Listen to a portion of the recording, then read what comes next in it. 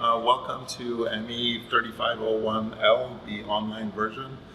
This demonstration is regarding the cold work and hardness of brass. So what we have over here is a little brass sample. And what we're going to be doing is we're going to take a series of initial hardness measurements on the surface of that brass sample, which I'll demonstrate for you in just a moment. And then what we're going to do is we're going to take the specimen and put it through this roller. So this has two rollers over here on the top and the bottom, which grip the specimen by friction on its top and bottom surfaces. You can adjust the spacing of the rollers by turning the top knob, and then you can actually operate the rollers by turning this side handle over here.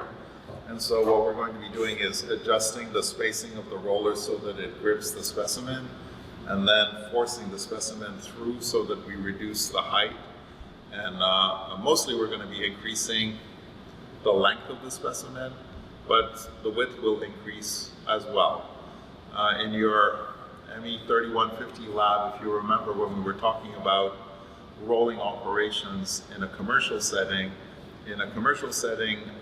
for the most part, the specimen is so wide compared to its thickness that the width doesn't change very much during the rolling operation.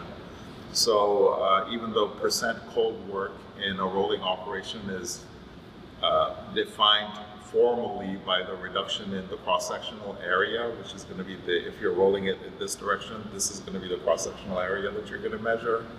In commercial rolling operations, you can also do it by the percent reduction in the thickness, which is basically just minus the engineering strain times 100%. In this case, the thickness is not that different from the width of the specimen, so actually every time we pass it through the rollers, we have to measure the change in the width as well as the change in the thickness. From that, you calculate the cross-sectional area after deformation, and then compare that to the initial cross-sectional area to determine the percent cold work. We're going to be doing the experiment in several passes. So we're going to determine the hardness of the specimen in its as-received condition, which this is not annealed, this is just the way we bought the brass specimen, and so the hardness of the specimen is in some condition, which we don't know, it's just how it came from the factory. And you'll be wanting to compare that to the hardness of the specimen after it's been fully annealed. So we're going to take a series of 5 hardness tests on the surface initially, then we'll pass it through until we have a percent cold work of about 10%. And the way we're going to do that is we're going to make it so that it just barely fits in the rollers, and then tighten the rollers a little bit, about a quarter of a turn or a third of a turn or so. And then pass the specimen through to reduce the thickness. Do that again, tighten it up a little bit, pass it through to reduce the thickness. And then every once in a while, we're going to make measurements of the width and the thickness to find out what the percent cold work is. And we're going to aim for making hardness measurements at about 10%, 20%, 30%, and some groups are able to get up to 40% cold work before their specimen threatens to fracture. They have to stop the experiment. And so at each one of those intervals, we're going to do a series of another 5 hardness tests on there. When we go to the hardness tester, I'll give you some precautions about doing that. As far as the roller is concerned, there's a couple of things you want to watch out for. First of all, you want to make sure that your passes are not too shallow. In other words, instead of doing 1/3 of a turn, what if I do 1/10 of a turn? If your pass is too shallow, what happens is that the rollers will deform the outside edges of the material, but not the core of the material. And then that leads to an interesting set of residual stresses where you have tension on the surface and compression in the center, which results in bending, and actually your specimen can crack down the center line and open up. And that's a phenomenon called alligatoring, which is really cool if you see it. Not good for your specimen because then you can't do hardness tests, but it's really cool when you see it. And the interesting thing is, this happens in commercial rolling operations if they're not well designed.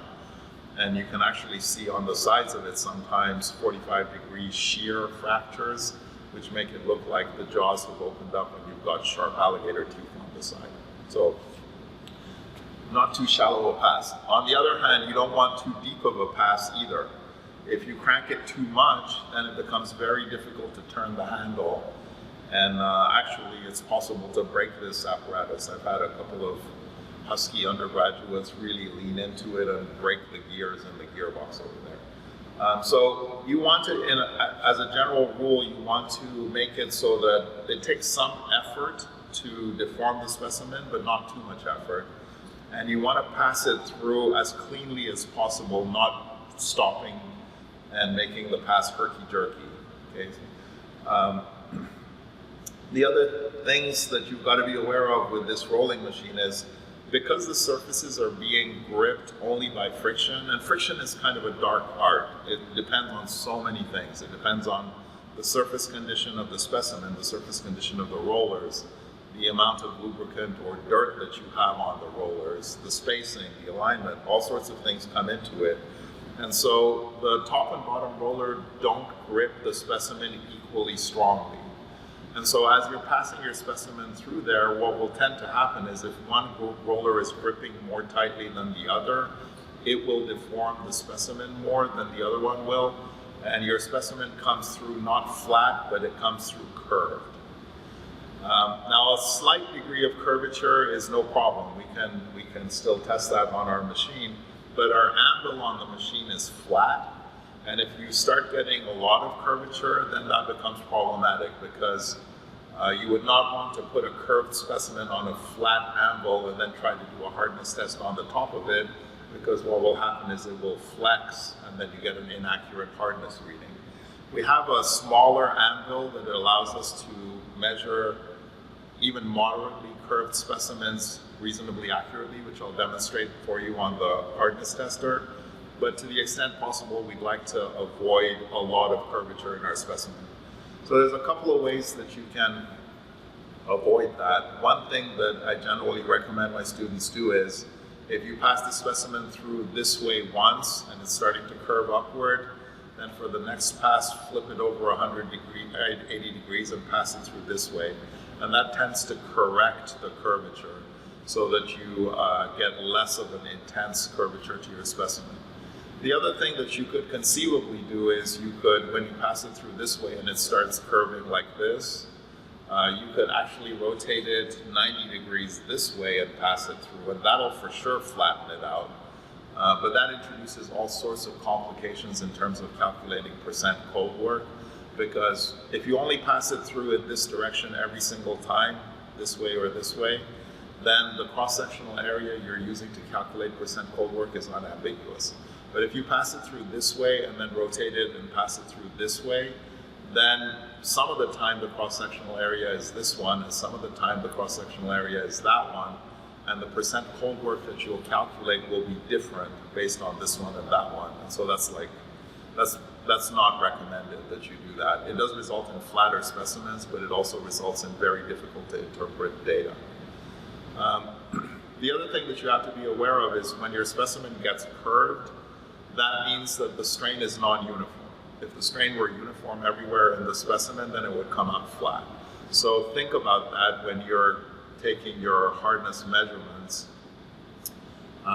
Is the strain going to be less or more on the inner curve or on the outer curve? Is it going to be less or more on the edges or on the center? So that's one of the things that we ask you to think about. I guess in this case, since you're not actually doing the experiment, you don't get to think about it. But if you were doing the experiment, it would be a cool phenomenon to take a look at. Okay, so I'm just going to pass this through the machine once after we do the 5 initial hardness tests to demonstrate it to you, and then we'll be providing you with hardness data for specimens as received, and then at 10%, 20%, and 30% cold work. And that will be the end of the lab. So let's go on over to the hardness tester, and I'll show you how to use that. So here we are, we're about to do our hardness test. So this is my specimen over here. I'm going to use the standard anvil. So this hardness tester has an anvil which moves up and down. And over here, you can put in a variety of indenters. Right now, for testing of brass, we're using a 1/16 of an inch diameter tungsten carbide spherical indenter. And that is the correct indenter for the Rockwell B scale. Later on, when we do hardness tests on hardened steels, the indenter that we're going to be using is going to be a conico-spherical diamond indenter. That's for the Rockwell C scale. But for softer materials, aluminum, brass, and non-hardened steels, you use the Rockwell B scale usually, which is this 1/16 of an inch spherical indenter. If you have super soft materials, then there are a wide variety of other indenters that you can use. So for example, for plastics, there are even indenters which are 1/2 inch diameter balls, and you can apply a smaller standard load to those as well. So there's a wide variety of Rockwell scales available depending on your material, but in this lab we only use Rockwell B and Rockwell C. So on this machine you can set the scale that you want by pushing this HR button over here. These are all the Rockwell scales that are available to you. Some of them are superficial, some of them are regular scales, and you can scroll up and down between the various different Rockwell scales and select the one that you want. In this case, I'm selecting HRB, that's the Rockwell B scale. On the tester, there are several indications on this screen which are useful to you. One of them is once you select the scale that you're interested in, it will tell you what the necessary indenter is. In this case, says indenter is a 1/16 of an inch diameter ball, which is what we have in there. It tells you the minor load, which is what it initially applies to the specimen. The major load is the thing that actually creates the indentation, which you use to read your hardness. And for the Rockwell B scale, the major load is supposed to be 100 kilograms force. That major load on this machine is set with a knob on the side which has numbers on it, 60, 100, 150, and you can select the load. If I put it on 150, which is the correct load for Rockwell C, but not the correct load for Rockwell B, what you'll see is that on this indenter, the 100 kilogram force starts blinking, which tells you that I've set the major load incorrectly. So I'm going to return the major load to 100 kilograms force, and now it stops blinking, okay? On the side over here, what you'll see is two arrows, one pointing up and saying 95, one pointing down and saying 20.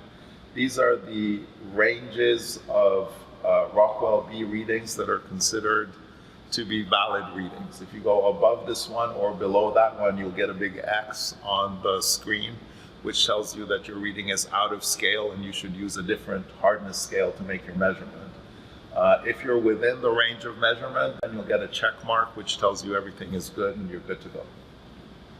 Okay, actual measurements on this machine are very straightforward. So there's a light on here which you can turn on if you want to. That illuminates your specimen. In this case, I don't really need it, so I'm going to turn the light off. Now I'm going to raise the anvil until it makes contact with the specimen. And since our specimen is nice and flat, I can do that, and I can test pretty much anywhere in the specimen that I like. I'm going to make just barely enough contact, and then now what I'm going to do is I'm going to turn this, and you'll see the start test progress bar become white, and then there'll be a click. When you hear the click, you let it go, and then the machine automatically applies the major load, removes the major load, and reads the hardness test result. So I'm going to apply the load and take my hand off. It's doing the application of the major load, sitting there for 2 seconds under the major load, removing it. And now what you see is it says the hardness is 66.9 HRB. I got a check mark which says that I'm within the range of validity. And now I unload the specimen and I'm ready to do another test. Okay, so now when you're doing your hardness tests on the specimen, these indentations, they deform the material, obviously. That's the way the hardness test is working, is you're putting a local deformation in the material. So when you do multiple indentations, You do not want your next indentation to be right next to or on top of the first indentation, because you've deformed the material near the first indentation already. So if you take another indentation and put it right next to the old one, your material is artificially hardened and you'll get too high of a reading. Also, so you want to space your indentations. The typical guideline in the standard is you want to space the indentations about 3 diameters apart from each other. The other thing that you don't want to do is you don't want to put your indentation right on the edge of a specimen, because the hardness measurement assumes that when you're deforming the specimen, the material that's getting squished down is supported on all sides by other material. So if you do the indentation right at the edge, part of the material is there to support it, but on this side there's no material to support it, and that will give you an artificially low hardness reading, because the material can squish out with no constraint on the edge of the sample. So you want to stay away from old indentations, and you want to stay away from the edge of the specimen. So now what I'm going to do is I'm going to take another couple of hardness measurements just to show you how this would happen. We'll wait and we'll get another reading. The first one was 66.9. This reading is 66.8. And then I'll do a third reading.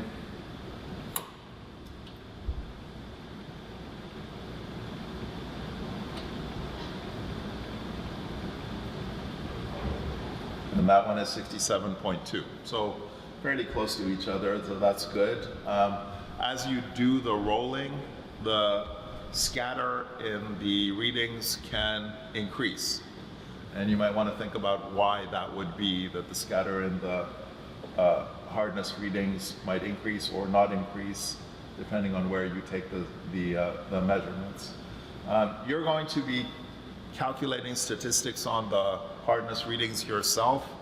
If you were doing this in industry, there is also a button over here which gives you statistics automatically calculated. So it'll give you the mean, the standard deviation, maximum, minimum range, the CPK, and all of your readings over here. So if you're actually doing this in industry, this machine is very versatile and quick for doing things like quality control, hardness measurements. It's just a matter of seconds, and you get the results that you want.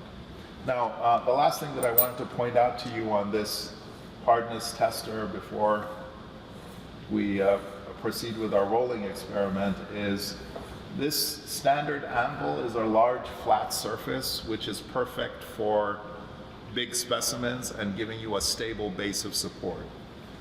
But if your specimen is curved, then you don't want a curved specimen sitting on a flat surface. If I have a curved specimen sitting on a flat surface and I try to push on the top of it with my indenter, then because the specimen can flex, I get an inaccurate reading. So what we have is a focused anvil over here, which is very much smaller contact surface. And if you have a curved specimen, you put the focused anvil right underneath where the indenter is going to be, and then that can accommodate some degree of curvature and still give you a valid reading.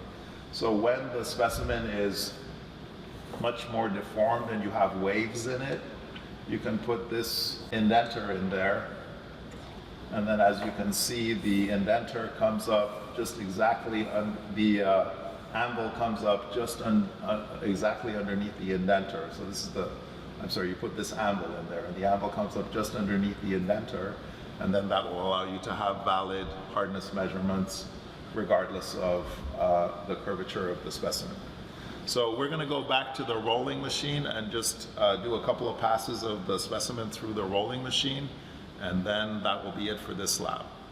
Okay, so I'm setting this machine up to do the initial rolling, and so what I'm going to do is I'm going to adjust the opening of the rollers until it just barely grips my specimen. So I'm tightening it until it just barely grips, and then I tighten it a little bit more past that, a quarter of a turn or a third of a turn, and then I take the specimen, stick it in the back side, turn the crank, and then it gets spit out the front side. And you want to kind of go in one smooth motion, and out it comes. And then I tighten it a little bit more, stick it in the back side, turn the roller, comes. And then after a certain number of those passes, you would measure the cross-sectional area and then stop at 10%, 20%, and 30%. And I'll show you a specimen that was deformed well past 40% over here. And you can see, so this is the initial specimen. This is the specimen that was, they just wanted to see how far they could push it. So this specimen was deformed well past 40%. And if I put this on the middle, you can see that the length has increased a lot, the width has increased a little bit, and the cross-sectional thickness has decreased substantially, okay? This specimen actually is pretty good. It only has a mild curvature to it. Some of the specimens are much more curved, and some of them actually go in S's and W shapes and so forth, okay? So that's it. We're going to provide you with the experimental data, and you can analyze the correlation between amount of cold work in brass versus its hardness.